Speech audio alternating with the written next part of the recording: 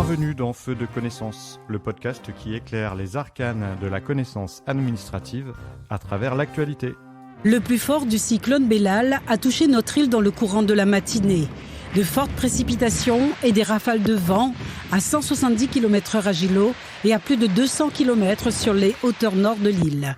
Le cyclone Bellal est passé au nord de l'île de la Réunion le 14 janvier 2024. L'alerte violette cyclonique a été déclenchée. L'ensemble de la population et les services de secours ont dû se confiner pendant plusieurs heures. Feu de connaissance vous propose 2 épisodes relatifs au cyclone. Le premier épisode est consacré à la connaissance de ce phénomène. Qu'est-ce qu'un cyclone ? Quelle est sa structure ? Quelle échelle permet de mesurer sa force ? Quelles sont les conditions de formation des cyclones ? Les mots ouragan, cyclone et typhon désignent le même phénomène météorologique, mais avec des origines géographiques différentes. Dans l'océan Atlantique et l'océan Pacifique Nord-Est, on parle d'ouragan. Dans l'océan Pacifique Nord-Ouest, on parle de typhon. Et dans l'océan Indien et le Pacifique Sud, on parle de cyclone ou de cyclone tropical. Les cyclones font partie des risques naturels les plus répandus sur la planète. Ils sont accompagnés de pluies torrentielles et de puissantes rafales de vent, et ils causent chaque année d'importants dégâts matériels et peuvent faire des centaines, voire des milliers de victimes. Les systèmes cycloniques sont classés en 3 catégories en fonction de la force des vents. Si le vent est inférieur à 63 km/h, on parlera de dépression tropicale. S'il est compris entre 63 et 117 km/h, on parlera de tempête tropicale. Et s'il dépasse les 117 km/h, nous parlerons de cyclone tropical.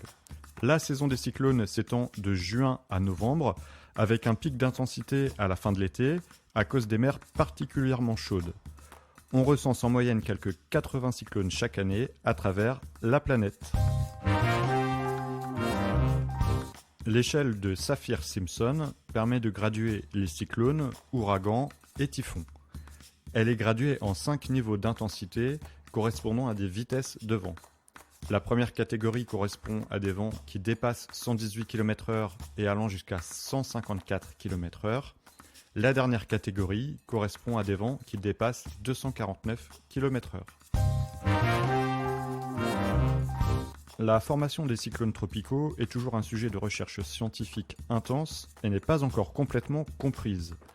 En général, sa formation requiert 5 facteurs.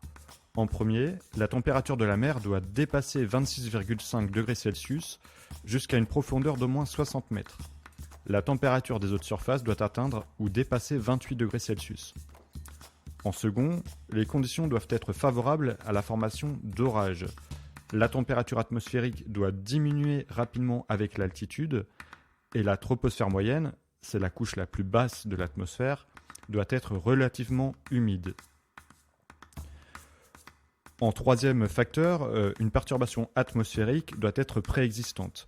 Une perturbation sans rotation, qui est appelée onde tropicale, et qui sert généralement de point de départ à la formation de ces cyclones tropicaux.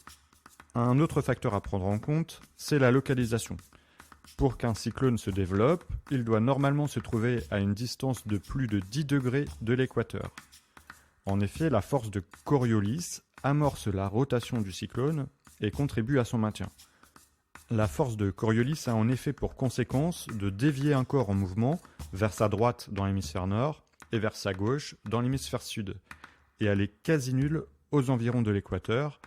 Les cyclones ont donc peu de chances de s'y développer. Enfin, il ne doit pas y avoir de changement de force ou de direction de vent avec l'altitude.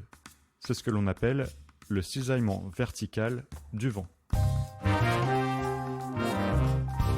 Un cyclone, c'est une énorme masse de nuages qui peut s'étendre sur un diamètre de 300 à 1000 km. Il est organisé en bandes spiralées qui s'enroulent vers un centre de rotation plus ou moins visible.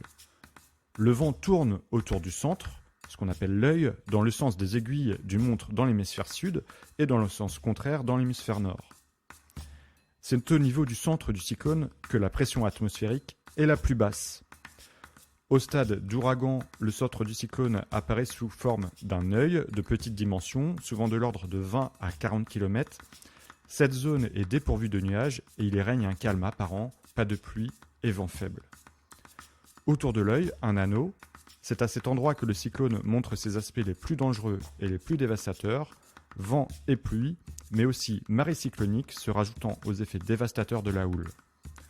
Un cyclone a un déplacement lent d'environ 20 km/h, d'où sa dangerosité, car les pluies diluviennes y sont considérables et les vents violents durent aussi plus longtemps.